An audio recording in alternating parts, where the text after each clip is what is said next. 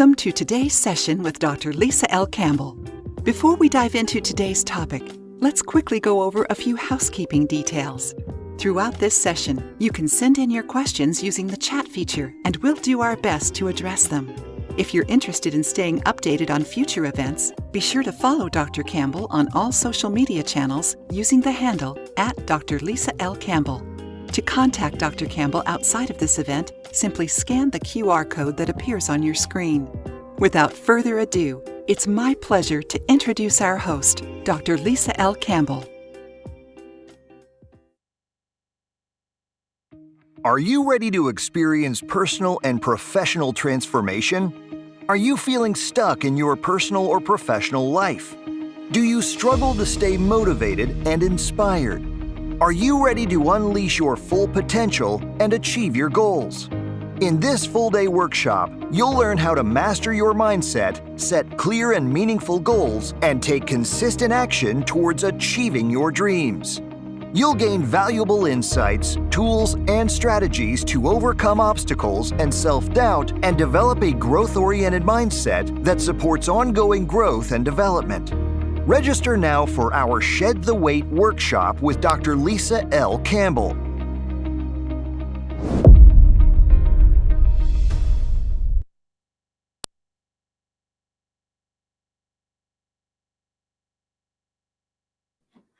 Hello, everyone. Welcome to another 30-minute growth session. Now, I know last week was about 45 minutes long, but based on the messages that I received, you really enjoyed it. Today, we are back with another exciting topic, another great speaker. And I have to say, I am so honored that when I ask individuals to participate in these 30-minute conversations, that they say yes. It is my goal that these conversations are authentic. They're not scripted. When my guests ask me, what do you want me to say? My response is, I want you to bring you to the experience, because I think that that's when we all experience true growth. Before we got started with today's session, I was telling my guests for today that every week I grow. And I know that you all are growing at the same speed, the same opportunities that I am providing to you. So thank you so much for allowing me to take you on this journey. Are you ready to shed the weight that's holding you back? You probably are wondering, why does she keep saying shed the weight? So first of all, I'm shedding my own weight. Yes, physical weight. That's been a adult battle, but really it's the mental weight that I'm shedding that's holding me back. I am no longer going to allow myself to not receive the opportunities that I know I am destined to experience. Today's speaker is Dr. Tammy Weaver. And honestly, I met Dr. Weaver on LinkedIn. And this is how. Dr. Weaver was in a doctoral program, and she was asking for participants for her research study. And as a professional who completed a doctoral journey, I know how challenging it could be to recruit participants. So I literally met her based on her post asking for support, participants for her study, and I just kept resharing the post. I kept emailing folks, inboxing folks like, hey, don't you want to participate in this study? And I believe that we all need each other to survive. When I was on my doctoral journey, I spent days, nights, weeks crying. I felt all alone through most of that journey. And so, whenever I have the opportunity to help someone else that's going through that journey, I try to pay it forward and provide whatever support I can provide for that individual. So, Dr. Weaver, thank you so much for joining me today. Can you tell our listening, viewing audience a little bit about your background, and then we will jump into today's topic? Sure. And I want to thank you, Dr. Campbell, for having me on. I appreciate it. And thank you for all that you've done to help me get through this journey as well with my doctoral. I've been in the healthcare field since 1991. It took me quite a few years to get my degree, the very first degree. And I had gone through quite a few changes in the healthcare field, deciding where I want to be. I've worked in quality management. I've worked in medical coding. I've was a coordinator in the hospitals down in Florida, and I've loved going through all the motions of figuring out where I actually want to be. But I had to be happy. There was several jobs that I didn't like, so I had to choose that one job that that was going to work for me personally. I love it. So, funny story. You started in healthcare in 91. I started in 92. And the first school, and I'm getting like teary eyed. I think it's this menopause. It's just really causing me to shed more weight. But the first school that I went to was a for profit school. I saw a commercial that said in 6 short months, I could become a medical assistant. And without any research, I signed up. While I was doing my internship, they closed. And at the time, I was a new mom, was working at McDonald's as a manager, and I experienced a period of time where I was stuck.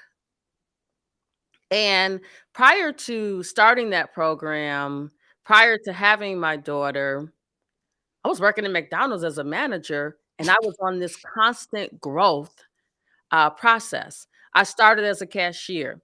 After a few months, got promoted to a crew chief. After that, got promoted to a shift manager, a swing manager. So I just kept growing. And so when I went through that program in an effort to grow in a new space, I got stuck for a moment, but I learned a lot from that experience. And I literally carry that with me in my heart today. So today's topic is about a growth mindset. And you and I were chatting about how we get bored if we're not growing. And part of that is about learning faster than you're growing. Some people think it's like, oh, you just want to keep yourself busy. No, I want to keep flexing this mental muscle that I have because I believe if I don't use it, I'm going to lose it. It's like my voice. For a long time, I struggled to find my voice, and I have it and I'm not letting it go. I'm going to continue to build this muscle because it's where I have the greatest impact in the world. And no one can stop me from this mission that I'm on. I had gone through the same thing where I had to find my voice, where I was told many times that I would fail and that I was not qualified for a position, that this is not where you should be. And so I I had to find my voice and say, this is where I'm going to be, whether it's here or whether it's there. And it's going to it's I I'm going to find that success. I was told by many superiors that I would not succeed, and I told them with total respect that if it's not here, it will be somewhere else, and I will succeed. So I had to be tenacious. I had to be persistent. I had to show some determination that that's where I was going to be, and if that department or that facility was not going to help me get to where I needed to be, I was going to move forward and willing to do that. Oh my god. I told you, every person I get on this camera with, we have either experienced some similar situations or we're helping each other. I'll tell you a funny story. I was teaching at a university.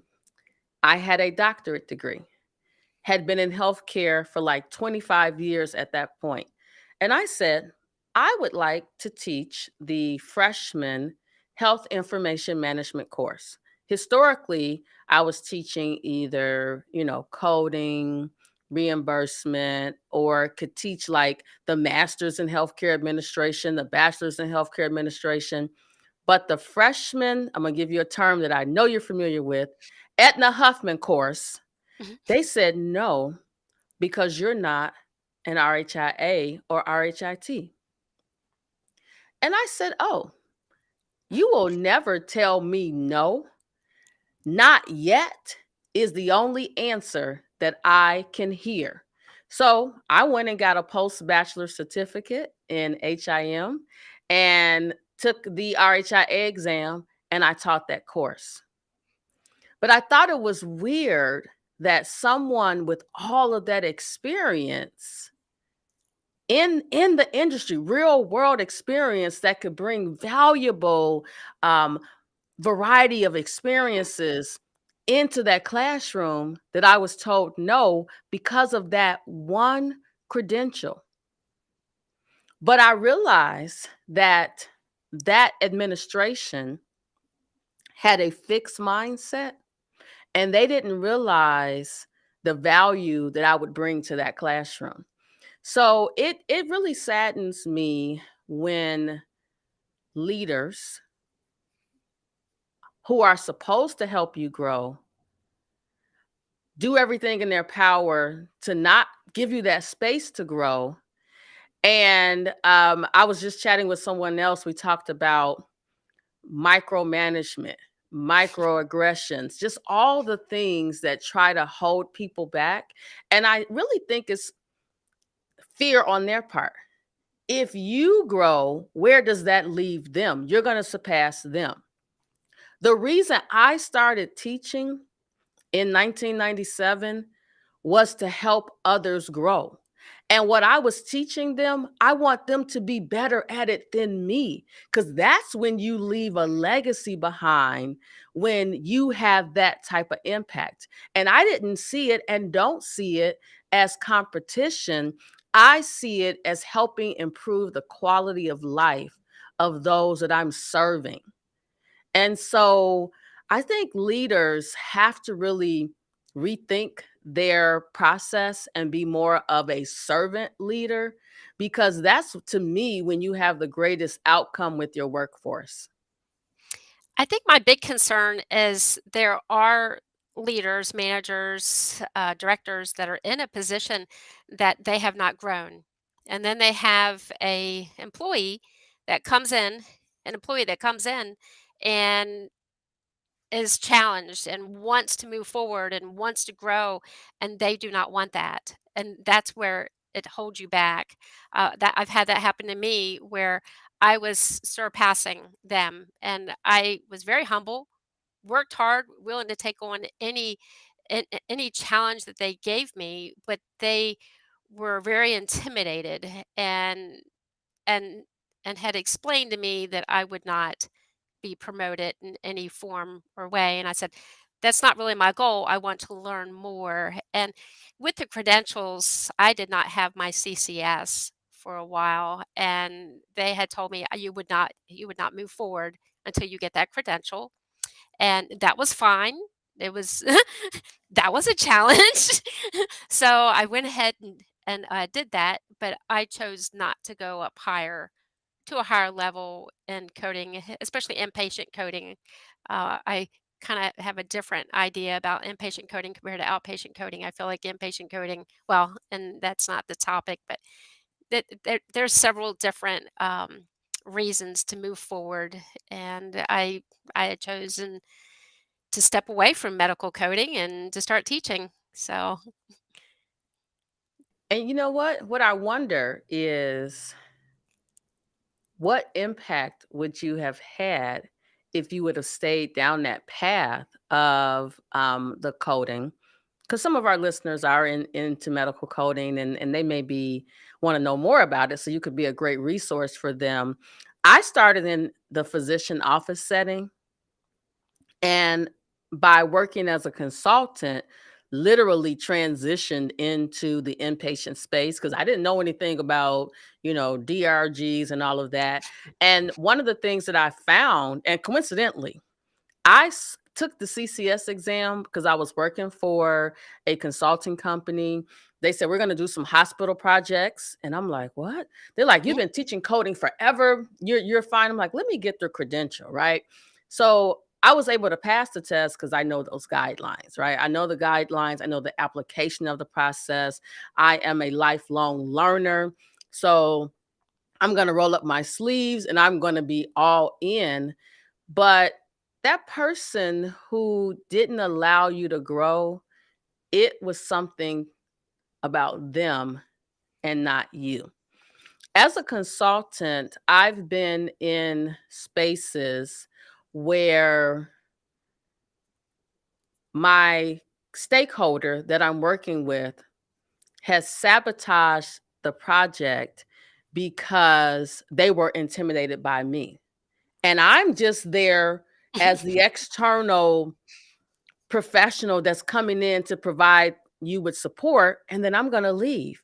But in one instance, I think she thought I wanted to take her job, and I told her on a regular basis, I enjoy being a consultant. I enjoy being free to move about the country. So I don't want to be a permanent fixture here. I am here to support you in your growth journey. And I even said to her, I'm here to make you look good. Yes. And I think oftentimes people have this perception that, because we have the doctorate degree, that we think that we are better than everybody else. And I will tell anyone, I'm a girl from the south side of Chicago with humble beginnings. I understand where I've been and I know where I'm headed. And none of that has to do with the doctorate degree. I earned that doctorate degree, so I wear that title with a sense of pride, but that does not have an impact on me being able to teach coding or sit down with the physician and explain how to improve the integrity of his documentation.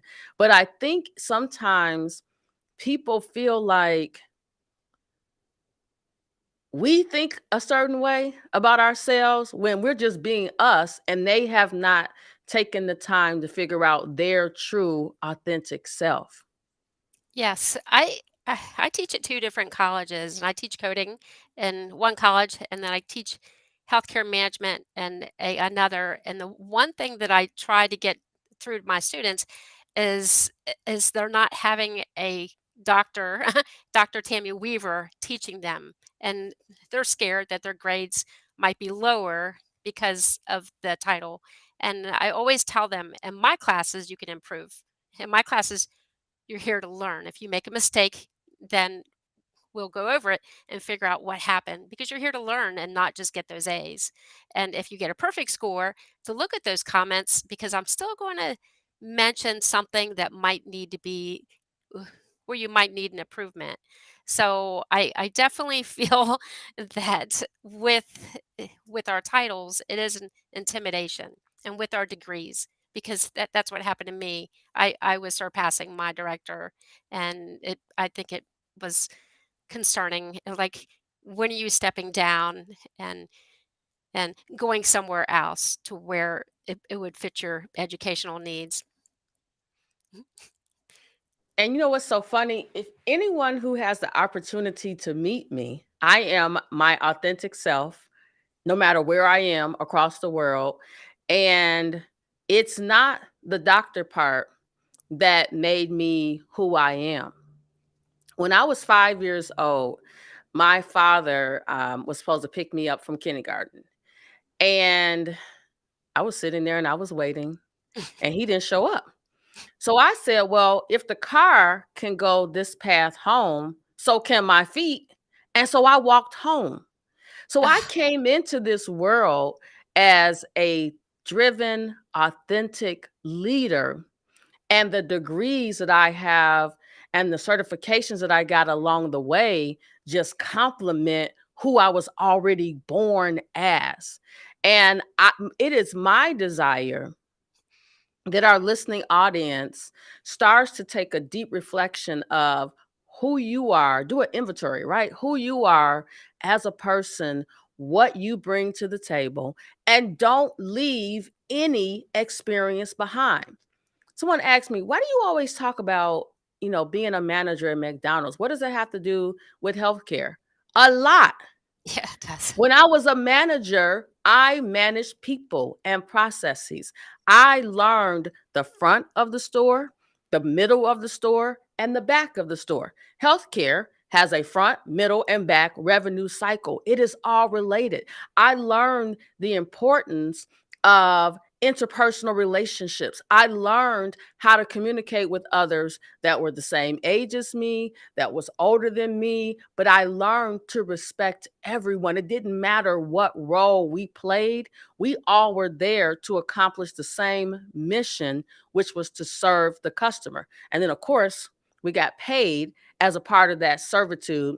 But I think that people have to take the time to inventory the things that they like about themselves, and then what are some areas that you can grow. And then also know that along that growth path, you're going to have some setbacks. So I got a question for you, Dr. Weaver, because that doctoral journey is one that only, 1% of the population, I believe, um, accomplishes.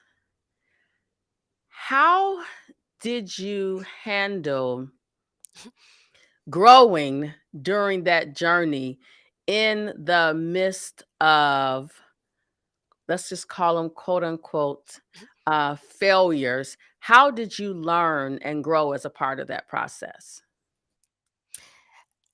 I felt like with CTU and and I'm going to share something that I share with my students. When I was growing up, all through elementary and part of middle school, I went to over 20 schools. So I did not learn. I did not learn much. And in my associates, my bachelor's, and my master's, I was thrown A's, and I did not get instruction on how to improve. And with my doctoral degree, which is a shock, I learned more in my doctoral degree than I did with all my education. I learned how to write, and it's embarrassing to say that, but that's where I actually learned.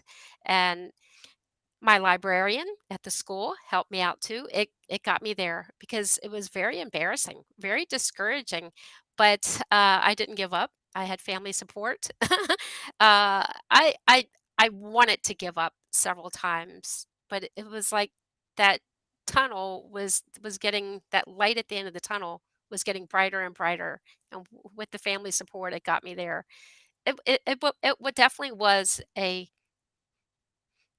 difficult journey getting there, but I learned so much, and just being comfortable with people and having to present. And I've been presenting at the school for quite some time and Zoom chats and things like that. And I love being real like you are. And I'm a little nervous. I don't know if anybody noticed it, but being real with my students and telling them how I got here, and that hard work is where you're going uh, to benefit in your career than me just handing you A's. So you need to earn it, and I think that's it's been my journey just getting there. It has not been an easy journey, but I'm happy to be where I'm at today. Oh, you know what? I thank you so much for sharing that, because I think a lot of times people look at who you are right now and don't understand the journey that you had to go through. I know that many of you may be saying, well, in your journey, you don't have family support. Guess what? Support doesn't have to come from people who you are related to by blood. Everybody needs community. and that community does not mean that the person is related to you. I experienced something traumatic in my master's program. I wrote a paper after getting decent grades in my bachelor's program, and the instructor said, "I don't know how you made it to graduate school because you are a horrible writer."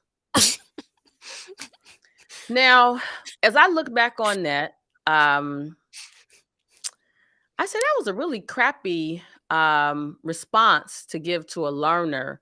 But as I reflect on that, it makes me be more aware of when I'm communicating with my students, and my students will tell you I'm tough on them.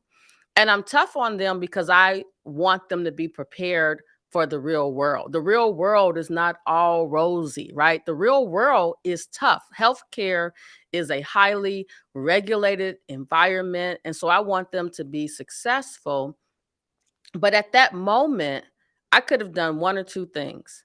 I could have just said, well, I guess I'm not going to be able to finish this master's program or get help. And I went to the writing center, and what the writing center professional said, "No, you're a good writer. You just need to do a better job of organizing your thoughts." And no one had sat down and told me that, because I had gotten A's in my undergraduate program, where honestly, we did a lot of presentations. So I could put together a PowerPoint presentation and stand in front of the class and present it. But when it came to writing the paper and putting the thoughts in the right order, I struggled with that and didn't even know that that was something that I struggled with. And even today, I have PTSD from that experience. Every time I have to write something, I procrastinate a little bit because I want to make sure it's the best. My new book, Grow With Me, is out August 5th. And my publisher said to me, okay, turn in. This was, when we were working on the dress. Okay, turn it in, because and we need to review it. And I was holding on to it because I was trying to make it perfect. And I came to the realization, or I should say, I reminded myself, you're not perfect. If there is an error in the book, you'll live with it. But my publisher said, trust me, your writing is fine, but I have that PTSD from that experience. But then also that doctoral journey, writing the dissertation, version 1000. After that, it takes a toll on you mentally. So, I like to share this because people, again, they look at you and they think that you had it easy, and I didn't. I grew up Chicago public schools, where I think the education was appropriate for what they knew, what they thought we needed. But as an adult, I feel like there's a lot more that I could have been given, but I'm not going to allow the past to hinder my future. So I seek opportunities to learn. I do a lot of reading. My husband probably says every day a book shows up at our house because I'm always reading and learning, because every time I read something, I can apply it, in my life. And I love it. I absolutely love it. You So, mentioned so many things. Wow. Uh, did you want to say something, Dr. Weaver?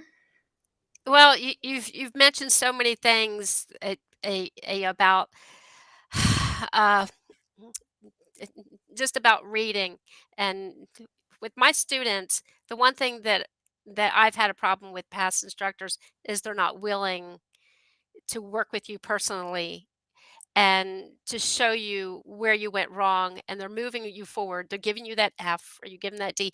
And yes, I did not pass 2 classes in my doctoral degree. I dropped out.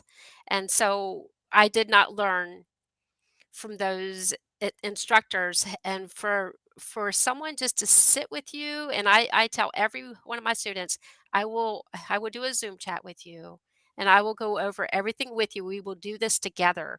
You can pass. Every one of my students should get an A, but you're going to work for it. So I just think your stories are just amazing. And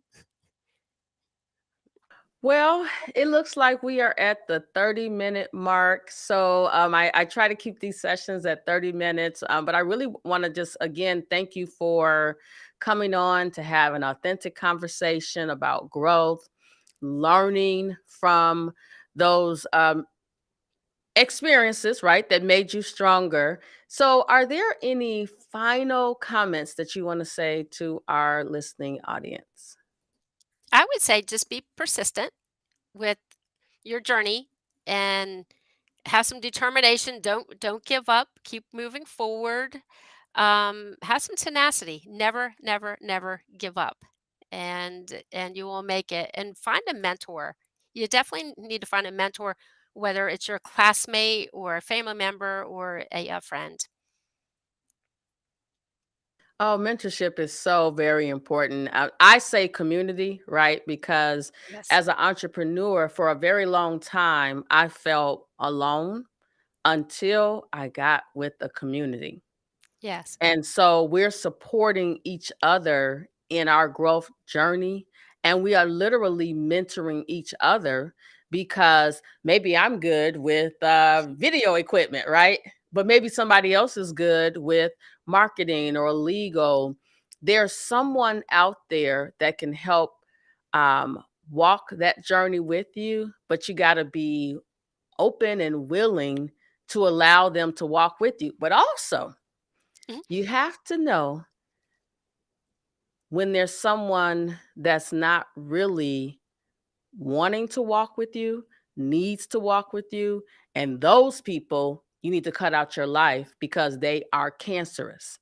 And if you don't cut them out, they're going to metastasize and cause you to not get to where you're trying to go. And so for me, I just want to keep growing and growing and growing. My grandfather today is 102 years old, and I Wow. plan on doing this until I can no longer do it anymore. I agree. I agree. Thank you so much for having me. I really appreciate it. Thank you for coming on. All right, our listening audience. Next week, we are going to be talking about interpersonal relationships. My guest for this week is going to come and really just, again, authentically share with you the importance of relationships and authenticity and continued growth. Well, until next time, I will see you next Wednesday for another growth session.